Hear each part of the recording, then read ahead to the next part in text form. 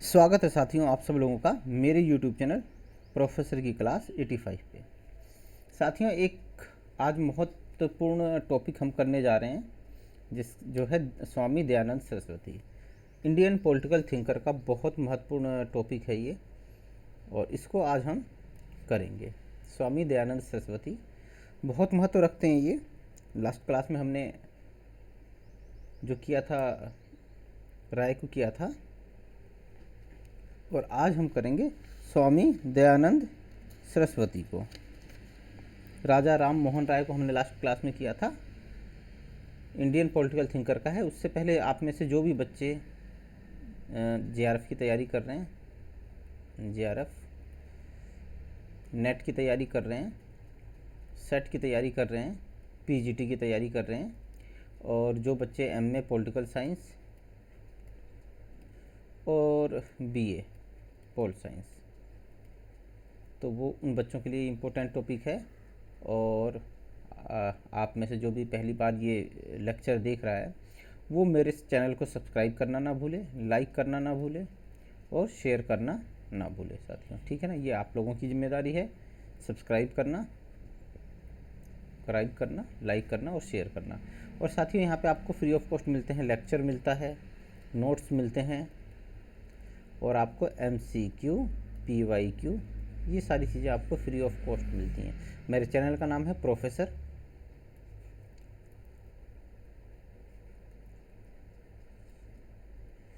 की क्लास 85। जैसे ही आप डालेंगे आपको सर्चिंग में आ जाएगा, चाहे आप गूगल पे डालिए, चाहे आप यूट्यूब पे डालिए। और टेलीग्राम जो चैनल है, टेलीग्राम चैनल है वो है t.me/ज्ञान गंगा नेट JRF है ना। तो ये मेरा टेलीग्राम है, ठीक है ना। चलो दोस्तों आगे बढ़ते हैं। दयानंद सरस्वती दोस्तों 1824 से 1883 के बीच के हैं ये, इनका कालक्रम। इनका जन्म जो था कट्ठीवाड़ा जो है मोरवी नामक कस्बे में हुआ था। और ये जो थे ये इनका जन्म ब्राह्मण के घर हुआ था, ठीक है ना। तो ये एक फैक्ट है, यहाँ से कोई क्वेश्चन आता नहीं है। और ये क्वेश्चन ये इम्पोर्टेंट है कि स्वामी दयानंद सरस्वती ने 10 अप्रैल 1875 को मुंबई में आर्य समाज की स्थापना की, ठीक है ना। तो आर्य समाज की इन्होंने स्थापना की थी 1875 में, ये इम्पोर्टेंट है, ये डेट याद रखना। और अजमेर में 1883 में इनका देहांत हो गया था। स्वामी दयानंद सरस्वती महान नैतिक आदर्शवादी थे, ठीक है ना। तो ये एक आदर्शवादी विचारक हैं, तपस्वी, कट्टर सदाचारी तथा जिसे सत्य समझते थे उसके लिए वीरतापूर्वक संघर्ष करते थे। तो सत्य को बहुत महत्व देते हैं ये। इन्होंने घोषणा की कि मेरा उद्देश्य मन, वचन, कर्म से सत्य का अनुकरण करना, मतलब मैं मन से, अपनी वाणी से और अपने कार्यों से सत्य का क्या करता हूँ, अनुसरण करता हूँ। उन्होंने अपनी अगाध भक्ति, संस्कृति व हिंदी की अद्वितीय वाक्पटुता तथा दूरदर्शनीय है और अथक शक्ति द्वारा इन्होंने हिंदू समाज का पुनरुत्थान किया। तो ये क्या करते हैं, ये जो है आपका, ये आपके ऐसे विचारक मिलेंगे जो संस्कृत को और अपनी हिंदी भाषा को बहुत महत्व देते हैं, ठीक है ना। और हिंदू समाज का पुनरुत्थान किया था इन्होंने।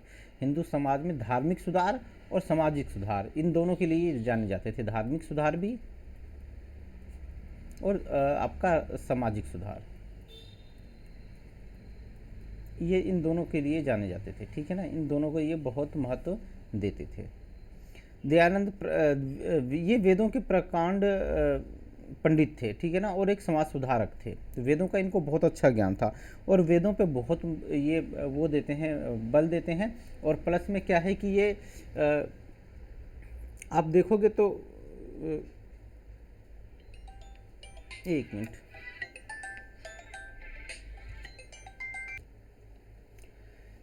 तो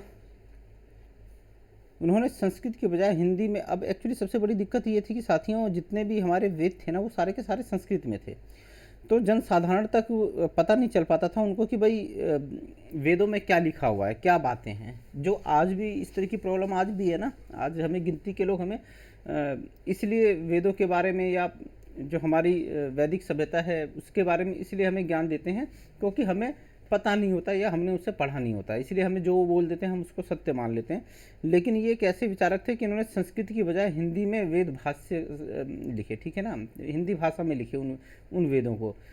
दलितों व स्त्रियों के उद्धार के लिए धर्म युद्ध चलाया इन्होंने, ठीक है ना। तो मतलब धर्म में जो कुछ दिक्कत थी, परेशानियाँ थी, स्त्रियों को दोयम दर्जे का समझा जाता था, और दलित जो थे उनको उनको वर्ण व्यवस्था के तहत उनकी स्थिति खराब थी, है ना। धर्म के वेद मंत्रों के उच्चारण से, धार्मिक शिक्षा से, मंदिरों से और पूजा अनुष्ठानों से दलितों को दूर रखा जाता था। तो इन्होंने उनके उद्धार के लिए भी क्या चलाया, युद्ध चलाया, और शिक्षा पर बहुत अधिक बल दिया इन्होंने, ठीक है ना। तो धर्म सुधार कार्यों की वजह से इन्हें भारत का मार्टिन लूथर कहा गया था। मार्टिन लूथर जो थे वो क्या थे, आपके पश्चिमी सभ्यता के अंतर्गत बहुत बड़े धर्म सुधारक थे। तो भारत के अंदर भारत में धार्मिक सुधारों की कार्यों की वजह से आपका दयानंद सरस्वती जी को क्या कहा गया, भारत का मार्टिन लूथर कहा गया, ठीक है ना। तो ये बात आप याद रखिएगा, ये इंपॉर्टेंट है। इन्होंने शुद्धि आंदोलन चलाया था, ठीक है ना। शुद्धि आंदोलन मतलब शुद्धि आंदोलन का तात्पर्य यह है कि भाई बहुत सारे लोग जो थे हमारे हिंदू धर्म के अंतर्गत उन्होंने हिंदू धर्म का त्याग कर दिया था, क्योंकि हिंदू धर्म के अंदर वर्ण व्यवस्था बड़ी विकृत थी, ठीक है ना। छुआछूत का जो था वो बहुत ज़्यादा बोलबाला था। तो छुआछूत के अंतर्गत जो बड़ी जाति के लोग थे, छोटी जाति के जो लोग थे उनके छूने मात्र से जो उच्च जाति के लोग थे, जो ब्राह्मण लोग थे, वो लोग अशुद्ध हो जाते थे, ठीक है। तो वो लोग क्या करते थे, छोटी जाति के लोग को जब मंदिर में जाने नहीं दिया जाता था, उनको उनके छुए हुए बर्तनों में कोई खा नहीं सकता था, और जब वो ज़मीन पे चलते थे तो उनके स्पर्श मात्र से पृथ्वी वो धरती अपवित्र हो जाती थी। जिस कुएं या तालाब में वो अपने कपड़े या बर्तन या अपने खुद नहा लेते थे तो वो तालाब अपवित्र हो जाता था। तो इस वजह से बहुत सारे निम्न जाति के हिंदुओं ने हिंदू धर्म का त्याग कर दिया था और दूसरे धर्म में चले गए थे। तो इन्होंने शुद्धि आंदोलन चलाकर उन हिंदुओं को जिन्होंने कोई दूसरा धर्म अपना लिया था उनको दोबारा हिंदू धर्म में शामिल किया। तो इसको ही शुद्धि आंदोलन कहा गया, ठीक है ना। तो इन्होंने ये आंदोलन चलाया था। फिर 1882 में स्वामी जी ने गौ रक्षा हेतु गोरक्षणी सभा की स्थापना की, जो गायों की रक्षा की इससे संबंधित थी। भारतीय समाज सुधारकों में दयानंद पर पश्चिमी प्रभाव सबसे कम था। ये कैसे विचारक थे कि जिन पे पश्चिमी प्रभाव बहुत कम था। अदरवाइज इस समय के ज़्यादातर जो थे वो जो विचारक थे वो क्या थे, वो पश्चिमी सभ्यता से बहुत ज़्यादा प्रभावित थे। इससे पहले हमने दयानंद सरस्वती को पढ़ा, वो भी पश्चिमी सभ्यता से बहुत ज़्यादा प्रभावित थे, लेकिन ये हमारे दयानंद सरस्वती जी जो थे वो पश्चिमी सभ्यता से प्रभावित नहीं थे। हालांकि राजा राम मोहन राय ने भी धार्मिक और सामाजिक सुधारों पर बल दिया, और इन्होंने भी सामाजिक और धार्मिक सुधारों पर बल दिया, लेकिन दोनों में बहुत फ़र्क था। दोनों अलग, एक पश्चिमी सभ्यता से प्रभावित थे, एक नहीं थे। दयानंद सरस्वती की कुछ पुस्तकें सत्यार्थ प्रकाश, ऋग्वेदादि भाष्य, अष्टाध्यायी भाष्य और संस्कार विधि, ये इनकी कुछ प्रमुख रचनाएं हैं। याद रखें तो ठीक, अदरवाइज आप कम से कम ये वाला जरूर याद रखना, ये सत्यार्थ प्रकाश जरूर याद रखना, ये आ जाता है। अब दयानंद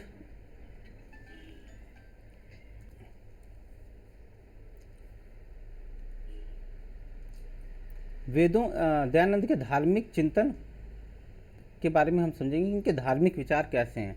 और इनका था वेदों की ओर लौट चलो, ये इनका बहुत फेमस वो है, कोटेशन है। अगर आपसे पूछे कि वेदों की ओर लौटो ये किसने कहा या कौन इस पे बल देता है, तो वो है स्वामी दयानंद सरस्वती, ठीक है ना।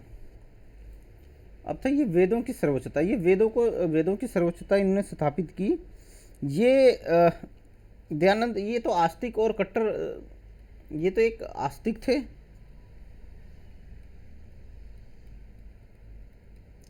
थे, और कट्टर एकेश्वरवाद थे। और क्या थे, कट्टर एकेश्वरवाद, मतलब एक ईश्वर में विश्वास करने वाले, ठीक है ना। बहुदेववाद का इन्होंने को समर्थन नहीं देते थे ये, ठीक है ना।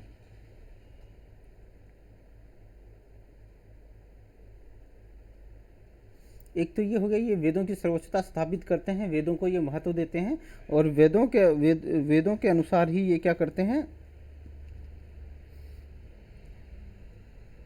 ये इनका ये मानना था कि जो वेद होते हैं ना, वेदों के अंतर्गत क्या होता है, वेदों के अंतर्गत ईश्वर का वास होता है, ईश्वर का वास होता है।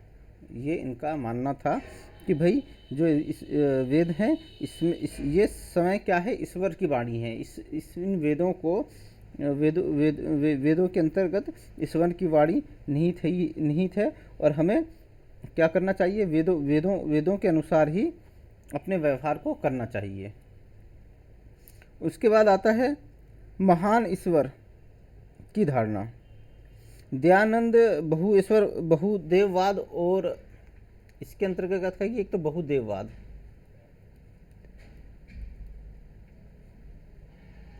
और मूर्ति पूजा,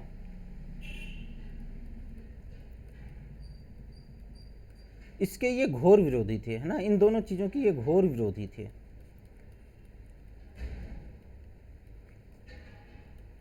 उनके अनुसार ईश्वर क्या है, इनके अनुसार ईश्वर क्या है, ईश्वर एक है, ईश्वर एक है, ठीक है ना, अनेक नहीं है ना। और अगर ईश्वर को आपको प्राप्त करना है, अगर ईश्वर को आपको प्राप्त करना है तो मूर्ति पूजा के माध्यम से नहीं, मूर्ति पूजा के माध्यम से नहीं, आपको क्या करना होगा, आपको ईश्वर आध्यात्मिक तरीके से प्राप्त कर सकते हैं, है ना। अध्यात्मवाद के माध्यम से आप ईश्वर को प्राप्त कर सकते हैं, मूर्ति पूजा से नहीं। आपको आध्यात्मिक भाव रखने पड़ेंगे, ठीक है ना, आध्यात्मिक भाव रखने पड़ेंगे, तभी आप ईश्वर की प्राप्ति कर सकते हैं। फिर उसके बाद आता है पौरोहित्यवाद का विरोध। ये मिटा देता हूँ मैं। उसके बाद आता है पौरोहित्यवाद का विरोध।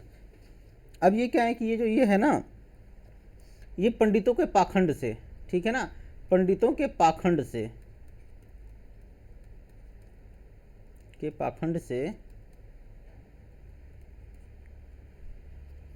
ये पंडितों के पाखंड का क्या करते हैं, खंडन करते हैं, विरोध करते हैं, उसकी आलोचना करते हैं।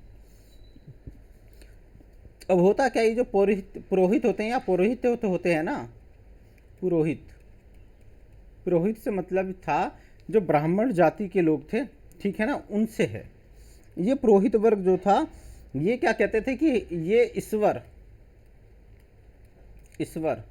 और यहाँ तो साधारण जनता है, साधारण जनता, तो इसके बीच में अपने आप को रखते थे, ठीक है, और कहते थे कि भाई अगर आपको ईश्वर को प्राप्त करना है तो आप हमारे थ्रू ही प्राप्त कर सकते हो, और जिसके लिए बहुत सारे आडंबर करते थे, ठीक है ना, बहुत सारे पूजा, यज्ञ, है ना, बलि, पता नहीं क्या क्या, ये अर्चना, तपस्या, इस तरह के बहुत सारे इन्होंने आडंबर बना रखे थे पुरोहितों ने। अगर कोई जन्म ले रहा है, अगर कोई जन्म लिया तो फिर चलो भाई पूजा पाठ करो, यज्ञ करो, और इन पुरोहितों को धन दो, वगैरह वगैरह दो। कोई मर गया, मृत्यु हो गई, तो भैया अगर आपको स्वर्गलोक में जाना है, आपकी पिताजी की आत्मा को शांति पहुंचानी है, ये करना है, वो करना है, तो भी क्या करना पड़ता था, पूजा पाठ ये सब करना पड़ता था, श्राद्ध वगैरह बहुत सारे इन्होंने आडंबर बना रखे थे। तो ये इस चीज़ का विरोध करते थे। अब इनका एक कहना था कि एक चंडाल को ब्राह्मण बनने का अधिकार है, ठीक है ना, यदि उसके गुण व कर्म ब्राह्मणोचित हैं। मतलब वो ये कर्म के आधार पर कार्य करने की अनुमति देते हैं कि भाई अगर एक चंडाल है, जो चंडाल उसको कहते हैं जो शमशान भूमि में क्या करता है, जलाता है, मुर्दों को जलाता है, उसको चंडाल कहते हैं। तो अगर उसका गुण ऐसा है, उसके अंदर कर्म ऐसे हैं, तो वो पूजा पाठ यज्ञ करने वाले, तो वो भी ये काम कर सकता है, ठीक है ना। तो कर्म आधारित वर्ण व्यवस्था का इन्होंने समर्थन किया है। उन्होंने आर्य समाज में सब जातियों के लिए खोल दिए थे। आर्य समाज की एक ही विशेषता थी, आर्य समाज में सब जाति के लिए खुला हुआ था, ठीक है ना, चाहे वो निम्न जाति का हो, है ना, चाहे दलित हो, ठीक है, या फिर वो ब्राह्मण हो। तो ऐसा नहीं है कि ये सबके लिए खुला हुआ था, सबको बराबर यहाँ पे मान्यता मिली हुई थी। और इस आर्य समाज के अंदर दलितों, स्त्रियों, दोनों को क्या था, वेद मंत्रों का को पढ़ने का अधिकार था, ठीक है ना, पढ़ने का अधिकार था। इससे पहले क्या था कि नहीं था, लेकिन आर्य समाज के अंतर्गत अगर चाहे दलित हो चाहे स्त्री हो, वो वेद मंत्रों का उच्चारण करना चाहे, उनको पढ़ना चाहे तो कर सकता है, ठीक है, ऐसा नहीं है कि वहाँ पे नहीं कर सकता था। लेकिन समकालीन स्थिति क्या थी, दलितों को तो बिल्कुल भी अधिकार नहीं था, स्त्रियों को भी पढ़ाई और शिक्षा से दूर रखा जाता था, ऐसी उस समय की प्रवृत्ति थी, ठीक है ना। अब मैं इसको मिटा रहा हूँ।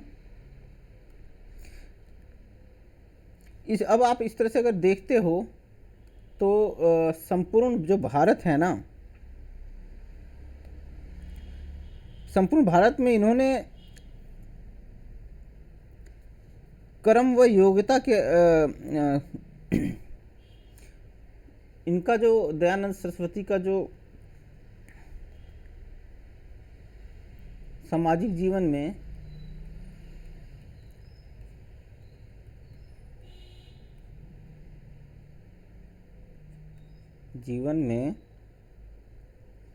दयानंद का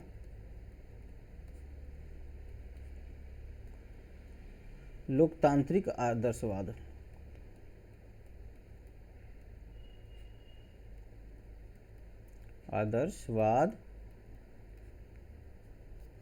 जन्म के स्थान पर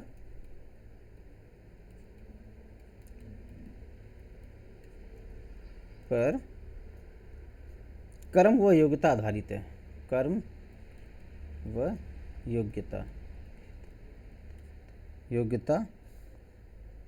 पर आधारित है, ठीक है ना।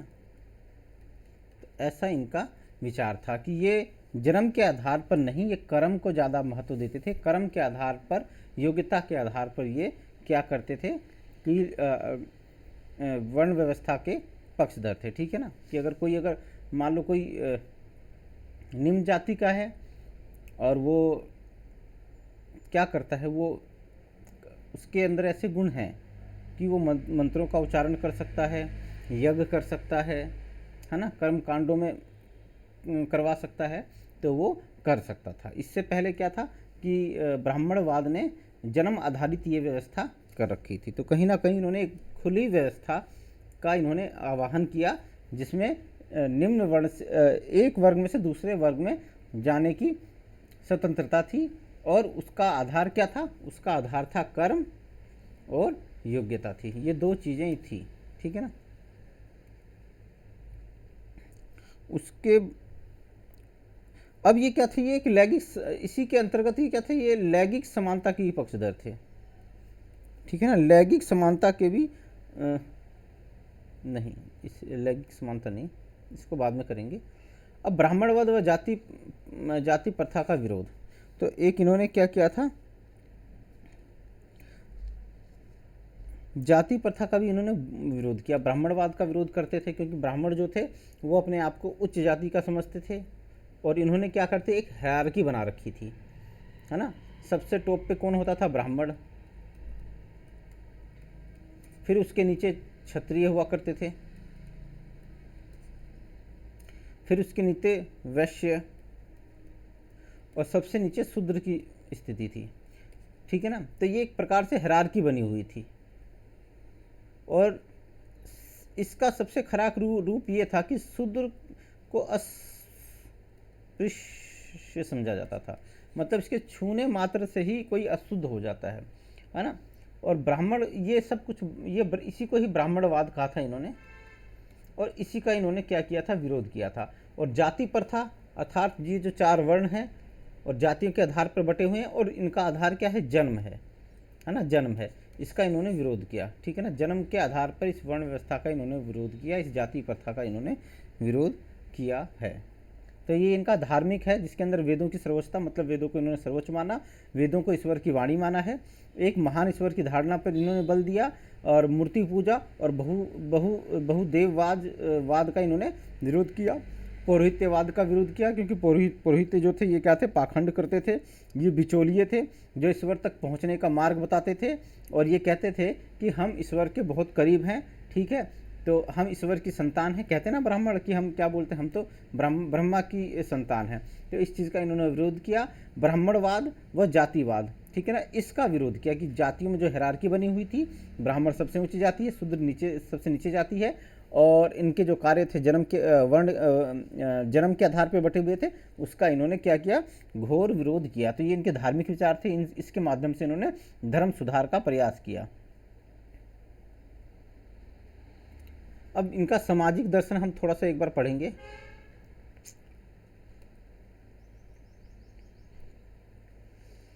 दयानंद वैदिक वर्ण और आश्रम व्यवस्था के समर्थक थे। वैदिक वर्ण, ठीक है ना, वैदिक वर्ण का अर्थात तात्पर्य ये है कि भाई वर्ण तो तब वैदिक जो हमारा वैदिक वर्ण है उसमें क्या, उसके अंतर्गत भी वर्ण व्यवस्था बताई गई है, लेकिन वो वर्ण व्यवस्था ऐसी है कि मतलब वो कर्म के आधार पे है, जन्म के आधार पे नहीं है। जन्म के आधार पे तो बाद में ब्राह्मणों ने बना दिया इसको, ठीक है ना, बाद में ब्राह्मणों ने बना दिया, उच्च जाति के लोगों ने बना दिया, और ये आपका मनु से चालू हो गया था लगभग। तो ये वैदिक वर्ण और आश्रम व्यवस्था के समर्थक थे, है ना। सबसे बड़ी दिक्कत हम दलितों के संग क्या थी, हम मतलब निम्न जातियों के संग दिक्कत क्या है कि ये पढ़े लिखे नहीं है, ये पढ़े लिखे नहीं है, पढ़े लिखे नहीं है। तो इनको क्या पता चलेगा कि भाई वेदों के अंतर्गत क्या लिखा हुआ है ना। वेदों के अंदर तो वर्ण व्यवस्था लिखी हुई है, लेकिन वो कर्म आधारित लिखी हुई है, जन्म आधारित तो लिखी नहीं गई है। लेकिन ये कभी बेचारे पढ़े लिखे नहीं थे, ये पढ़े लिखे नहीं थे, इनको शिक्षा से दूर कर दिया गया, शिक्षा से दूर कर दिया गया, मंदिर से दूर कर दिया गया, ठीक है। आपने देखा होगा महाभारत काल के अंतर्गत भी निम्न जाति के लोगों को पढ़ने का अधिकार नहीं था। कैसे कर्ण को शिक्षा देने से मना कर दिया आपका द्रोणाचार्य ने, एकलव्य को शिक्षा देने से मना कर दिया। तो इनको शिक्षा से दूर रखने का मतलब ये है कि अगर ये शिक्षित होंगे तो ये वेदों का क्या कर लेंगे, वेदों को पढ़ लेंगे और जान जाएंगे कि भाई वर्ण व्यवस्था जो है वो जन्म आधारित नहीं, कर्म आधारित है। और जब ये कर्म ये जान जाएंगे तो ये हमसे डिमांड करेंगे और हम क्या हो जाएंगे, पिछड़ जाएंगे। तो यही कारण है, ठीक है ना। वे जाति प्रथा में समाहित अन्याय के कटु आलोचक थे, बहुत आलोचक थे। ये जन्म को जाति व वर्ण की कसौटी नहीं मानते थे। भाई जाति के आधार पर कोई किसी वर्ण में, जन्म के आधार पर कोई किसी वर्ण में नहीं जाता है, इनका ये मानना था। ये क्या होता है, जन्म के आधार पर कोई किसी वर्ण में नहीं जाता है, कर्म के आधार पर जाता है। कि अगर कोई ब्राह्मण के घर में अगर कोई ऐसा आदमी पैदा हुआ है जो क्या करता है, व्यापार बिजनेस में दिलचस्पी रखता है, तो वो वैश्य बन जाएगा। और वैश्य के परिवार में अगर कोई मंत्र जाप उच्चारण करने वाला या ज़्यादा वेद मंत्रों का जाप करने वाला पैदा हो जाता है, तो वो क्या है, वो ब्राह्मण में जा सकता है। तो ये क्या था, ये कर्म आधारित था, जन्म आधारित बिल्कुल नहीं था। अब ये क्या है कि तत्कालिक रूढ़िवादी समाज में उनका क्रांतिकारी विचार था कि मनुष्य की जाति व वर्ण उसकी मानसिक प्रवृत्तियों, गुणों और कर्मों के अनुसार निर्धारित होती है। मतलब जैसा कर्म होगा वैसी उसकी जाति व वर्ण बन जाएगी, ठीक है ना। अगर मान लो कोई ब्राह्मण के घर में कोई ऐसा आदमी पैदा हो जाता है जो लोहे का काम करता है, तो वो क्या हो जाएगा, लुहार हो जाएगा, है ना। इसी प्रकार से तो चलता है सब कुछ।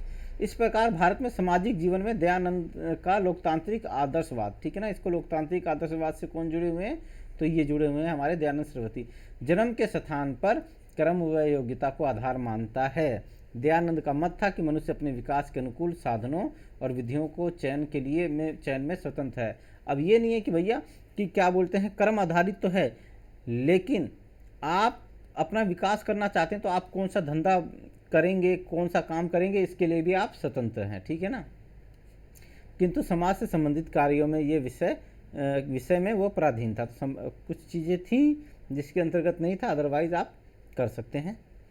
दयानंद लैंगिक समानता के पक्षधर थे, मतलब कि क्या बोलते हैं, स्त्री और पुरुष के ये को समान मानते थे, इनमें भेदभाव नहीं करते थे, ठीक है। उन्होंने बाल विवाह का विरोध किया। बाल विवाह में मतलब कम आयु के अंतर्गत विवाह कर दिया जाता था और अक्सर केसों में तो अक्सर मामलों में ये होता था कि जो लड़की की उम्र से लड़के जो आज जिस आदमी की उम्र शादी की जाती थी उसकी आयु बहुत ज़्यादा हुआ करती थी। और इस तरह से क्या होता था कि भाई अगर मान लो अगर आप 15 साल की लड़की से या 12 साल की लड़की से 40 साल के आदमी का विवाह कर देंगे तो अगले 10-20 साल के अंदर वो आदमी मर जाएगा और वो लड़की 22-25 साल में ही विधवा हो जाएगी। ठीक है, तो इन्होंने क्या किया कि विधवा महिलाओं के पुनर्विवाह का भी इन्होंने समर्थन किया। अजमेर के कार्य समाजी हर विलास शारदा के प्रयासों के फलस्वरूप ही बाल विवाह को निषेध करने के लिए 1929 में शारदा एक्ट घोषित किया गया, पारित किया गया। ठीक है ना, तो ये सारी चीज़ें थी, बहुत महत्वपूर्ण था ये। स्वामी दयानंद ने भारत के पतन के 3 कारण बताए हैं। भारत के पतन से तात्पर्य कि भारत क्यों गुलाम हुआ, है ना, इन सब चीज़ों के। तो एक तो पुरोहित कर्म का उदय, मतलब ये जो पुरोहित है ना, जो पुरोहित कहते हैं, ब्राह्मण कहते हैं कि भाई क्या होते हैं, हमारा समाज में हमारा स्थान सबसे ऊपर है, हम ब्राह्मण, हम देवताओं के सबसे करीब हैं। ठीक है ना, और सारे धार्मिक कार्यों का ठेका हमारे पास है। मंदिर में हम पूजा पाठ करेंगे, नीचे निम्न जाति का कोई नहीं जाएगा, है ना, शिक्षा हम ग्रहण करेंगे, निम्न जाति का नहीं ग्रहण करेगा। तो इस कर्म के कारण ही क्या हुआ, समाज विखंडित हो गया, टूट गया समाज। जैसे ही समाज टूटा वैसे ही क्या हो गया, भारत के पतन के चालू हो गया। चरित्र पतन, अब इनका चरित्र भी देखो कितना निम्न हो गया था, तो वो भी एक बहुत बड़ा कारण है। ठीक है ना, अब चरित्र पतन होने की वजह से क्या होता है कि हम सार्वजनिक कार्यों में भाग नहीं लेते हैं, है ना, सार्वजनिक कार्यों की में भाग लेने की जगह सब हित आ गया इसके अंदर। ठीक है ना, स्वार्थ आ गया, लालच आ गया। तो ये सारी चीज़ें थी, ये इस तरह का जो हमारा चरित्र बना, इस चरित्र ने क्या कर दिया, भारत के पतन का कारण कर दिया। अगर हम सार्वजनिक हित में होते तो हम ये हैरार्की, ये जाति की या वर्ण की हैरार्की नहीं बनाते और हम सब लोग मिल के जुल के रहते ना, तो यहाँ पे मुगल आक्रमण कर पाता और ना ही अंग्रेज यहाँ पे शासन कर पाते। लेकिन हमारा जो चरित्र का जो पतन हो गया था उससे बहुत ज़्यादा नुकसान हुआ। जाति पूर्वाग्रह, ठीक है, और केंद्रीयता जो थी, अहम केंद्रीयता, जाति पूर्वाग्रह और अहम केंद्रीयता है ये, अहम केंद्रीयता,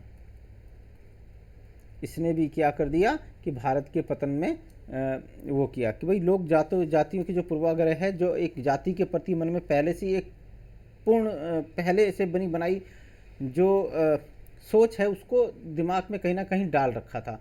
तो ये चीज़ बड़ी खतरनाक थी। उसी तरह से अहम केंद्रितता, जो उच्च जाति के लोग थे उनके अंदर जो अहम था, उसके केंद्रीय भाव ने भी क्या किया कि भारत के पतन के अंतर्गत महत्वपूर्ण भूमिका निभाई। अब इनके राजनीतिक विचार हैं, हम इसको कर लेते हैं, ये बहुत महत्वपूर्ण है, हम क्योंकि हम पॉलिटिकल साइंस के स्टूडेंट हैं, तो हम देखेंगे राजनीतिक दर्शन, इनका राजनीतिक दर्शन जो है वो कैसा है। ठीक है साथियों,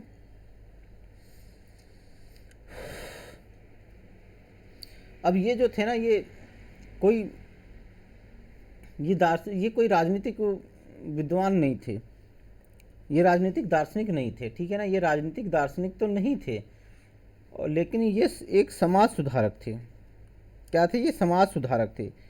और चूँकि समाज राजनीति से, समाज शास्त्र सामाजिक व्यवस्था राजनीति से बहुत ज़्यादा जुड़ी हुई है, तो इन्होंने कुछ अपने राजनीतिक विचारों का वर्णन किया है। और इनकी जो पुस्तक थी सत्यार्थ प्रकाश, उसमें किया है इसने, उसके सत्यार्थ प्रकाश के अंतर्गत प्रकाश में इन्होंने वर्णन किया है।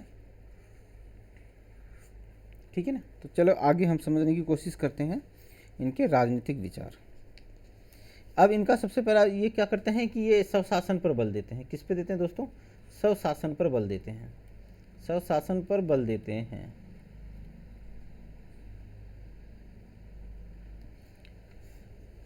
अब दयानंद सरस्वती कहते हैं कि भाई सुशासन चाहे कितना भी अच्छा क्यों ना हो, है ना, सुशासन चाहे कितना भी अच्छा क्या ना हो, चाहे कितना ही अच्छा क्या ना हो, अच्छा क्यों ना हो,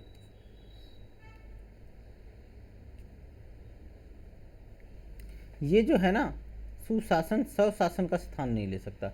ये स्वशासन का स्थान नहीं ले सकता, स्वशासन का स्थान नहीं ले सकता है, ऐसा ये मानते हैं। और ये क्या कहते हैं कि विदेशी शासन जनता को पूर्ण रूप से सुखी कभी नहीं बना सकती, ठीक है ना। विदेशी शासन जो है, विदेशी शासन जनता को पूर्ण सुखी नहीं बना सकती, पूर्ण सुखी ये कभी नहीं बना सकती। उसके बाद ये क्या कहते हैं, चाहे धार्मिक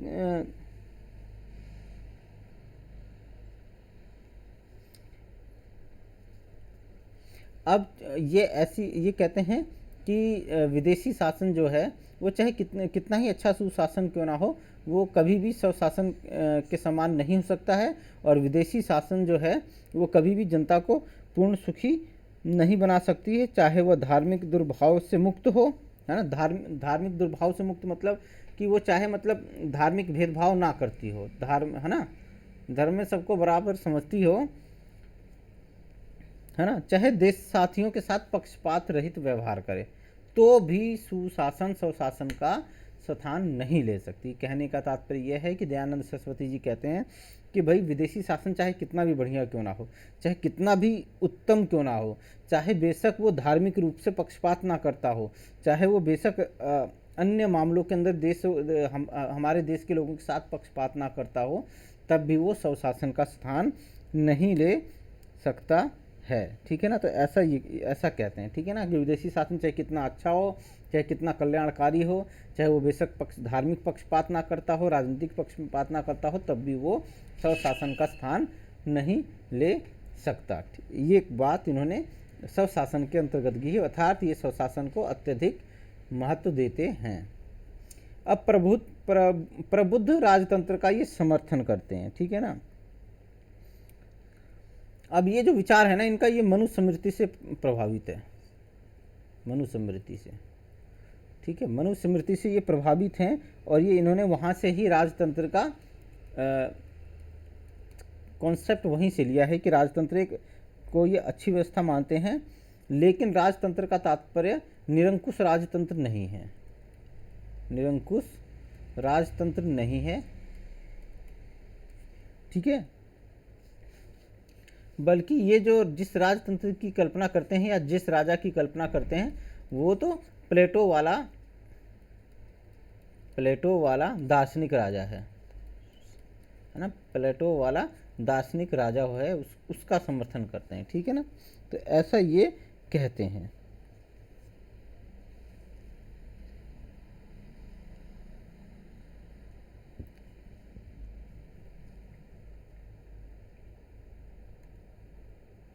इनके जो राजा से संबंधित विचार हैं वो राजतंत्र से मनुस्मृति पर इनका बहुत अधिक प्रभाव है। लोकतंत्र का सिद्धांत तथा व्यवहारिक रूप, ठीक है ना। तो ये लोकतंत्र की बात करते हैं। अब ये क्या कहते हैं कि भाई जो राज्य के विभिन्न अंग हैं, ठीक है ना, राज्य के विभिन्न अंग हैं। एक तरफ तो ये राजतंत्र का समर्थन करते हैं कि एक प्रबुद्ध राजतंत्र का समर्थन करते हैं, लेकिन इस राजतंत्र को चलाने के लिए क्या है कि बहुत सारे अलग अलग अंग चाहिए, राज्य के विभिन्न अंग चाहिए भाई। तो उस अंग को चलाने के लिए ये उन लोगों को, जैसे मंत्रिमंडल हो गया, या आपका कोषाध्यक्ष हो गए, सेनापति हो गए, मुख्य अलग अलग विभागों के मंत्री हो गए, उन अंगों के चयन में ये क्या करते हैं, लोकतांत्रिक, है ना, लोकतांत्रिक सिद्धांत को स्वीकार करते हैं, है ना, लोकतांत्रिक सिद्धांत को स्वीकार करते हैं। कहने का मतलब ये राजा तो होगा जो वंशानुगत होगा, ठीक है ना, राजा तो होगा वंशानुगत होगा, है ना। जैसे राजतंत्र के अंतर्गत में राजा का बेटा जो होगा वो आगे राजा बनेगा, फिर उसका बेटा राजा बनेगा, ये तो ऐसे होगा, वंशानुगत होगा। लेकिन इसके जो अलग अलग अंग होंगे, अलग अलग मंत्री होंगे, अलग अलग विभाग होंगे, ठीक है ना, मंत्री हो गए, सेनापति हो गए, महामंत्री हो गए, और विभागों के अध्यक्ष हो गए,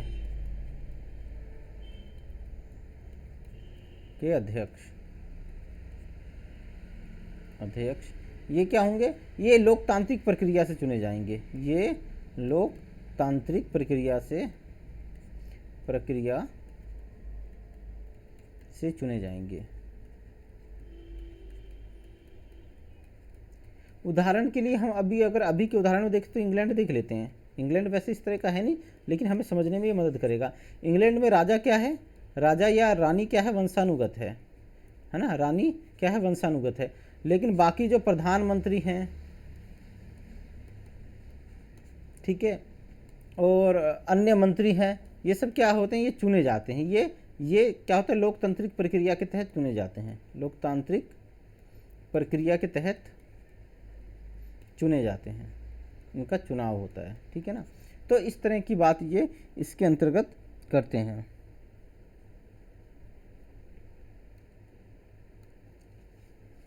अब आगे बढ़ते हैं, ग्राम प्रशासन। अब इन्होंने ग्राम प्रशासन हूबहू मनुस्मृति वाला स्वीकार कर लिया है, ठीक है ना। हूबहू कौन सा, मनुस्मृति वाला इन्होंने कर लिया है, जिसमें इन्होंने क्या कहा है, एक गांव, फिर 10 गांव का एक समूह बनाया है, फिर उसके बाद 20, फिर उसके बाद 100 गांव, और फिर उसके बाद 1000 गांव का संगठन, हजार गांव का संगठन, है ना। तो इस प्रकार से ये क्या है, लोकतांत्रिक विकेंद्रीकरण के समीप हैं। किसके हैं, सत्ता के विकेंद्रीकरण के, सत्ता के विकेंद्रीकरण के समीप है, ठीक है ना। इस तरह से ये चलेगा। इसके बाद उचित हिंसा के सिद्धांत का इन्होंने किया है समर्थन किया है, इन्होंने उचित। अब ये क्या हो, ये दयानंद सरस्वती जो थे, ये थे तो सन्यासी, लेकिन इन्होंने उचित हिंसा का समर्थन किया है। इन्होंने पूर्ण रूप से अहिंसा के सिद्धांत का समर्थन नहीं किया, जैसा कि गांधी जी करते हैं। गांधी जी तो पूर्ण अहिंसक हैं, पूर्ण अहिंसक हैं, लेकिन ये पूर्ण अहिंसा को स्वीकार नहीं करते हैं। अब ये क्या करते हैं, ये अपराधियों को दंड देने की अनुमति देते हैं। अपराधियों को, इनके अनुसार अपराधियों को दंड दे देना चाहिए, ठीक है ना। दंड देने का समर्थन किया इन्होंने, अपराधियों को दंड देने का समर्थन किया है। और ये जो थे, ये यथार्थवादी थे। दयानंद सरस्वती जो थे यथार्थवादी थे और शक्ति के महत्व को समझते थे, शक्ति के महत्व को समझते थे, इसलिए इन्होंने उचित हिंसा का समर्थन किया, उचित हिंसा का समर्थन किया है इन्होंने, ठीक है ना। तो ये बातें आप समझ गए होंगे। उचित हिंसा मतलब आवश्यकता पड़े तो आप हिंसा कर सकते हैं। ईश्वरीय विधि की श्रेष्ठता।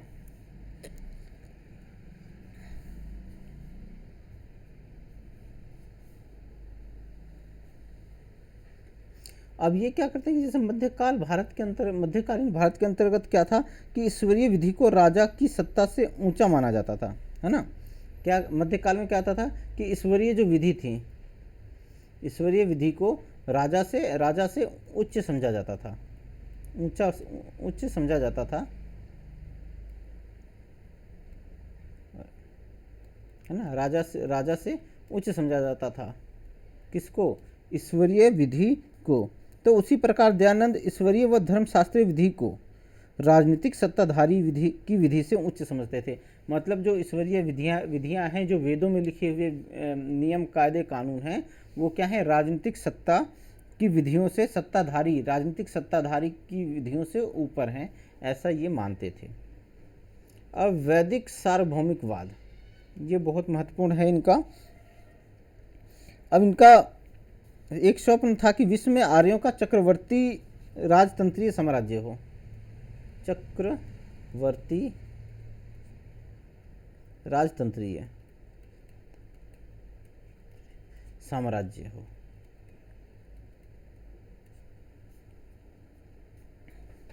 और ये मानते, ये मतलब एक प्रकार से कहीं ना कहीं आप मानोगे तो आर्यों को बहुत महत्व देते थे, ये आर्यों को बहुत महत्व देते थे, ठीक है। और ये चाहते थे कि भाई पूरे विश्व के अंदर चक्रवर्ती राजतंत्रीय साम्राज्य हो आर्यों का।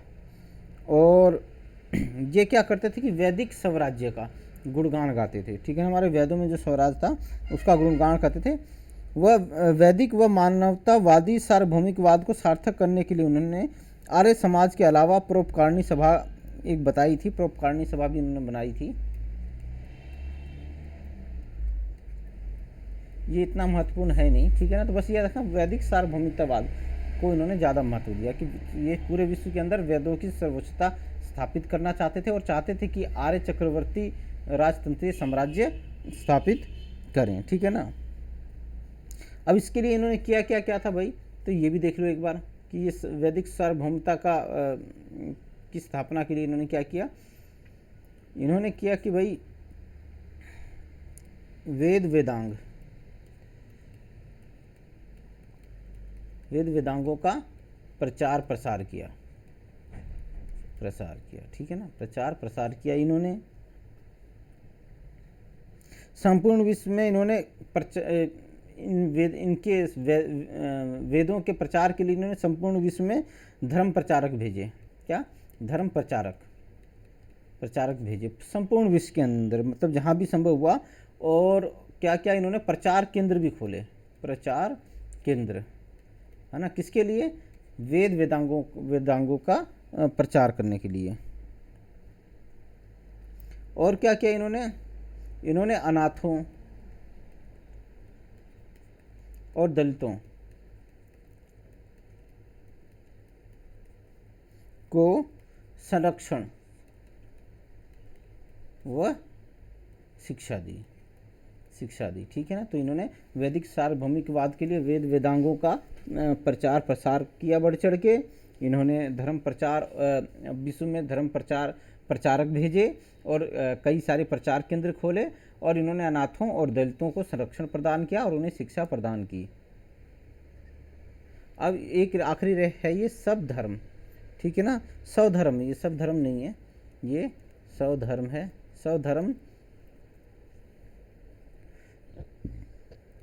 स्वधर्म स्वदेश के साथ साथ स्वभाषा पर जोर, ठीक है ना। तो ये क्या करते थे, अपने अपने धर्म पे बल देते थे, अपने देश पे बल देते थे, स्वदेश पे, और साथ साथ अपनी भाषा पर को ये महत्व देते थे, ठीक है। इसके लिए इन्होंने क्या किया था, इन्होंने जो वेद थे आपके वो हिंदी भाषा में लिखे, ठीक है ना। एक तो सत्यार्थ प्रकाश और वेद इन्होंने किस में लिखे? हिंदी भाषा के अंतर्गत लिखे, हिंदी भाषा में। तो ये इनके राजनीतिक विचार थे, ठीक है ना। तो आप लोगों को उम्मीद है अच्छे से समझ में आ गया होगा। अगर आप लोगों को समझ में आ गया है तो आप ज़्यादा से ज़्यादा लाइक कीजिए, ज़्यादा से ज़्यादा शेयर कीजिए और बने रहिए मेरे यूट्यूब चैनल पे, सब्सक्राइब कीजिए। फिर मिलेंगे एक नई वीडियो के साथ। अभी के लिए जय हिंद।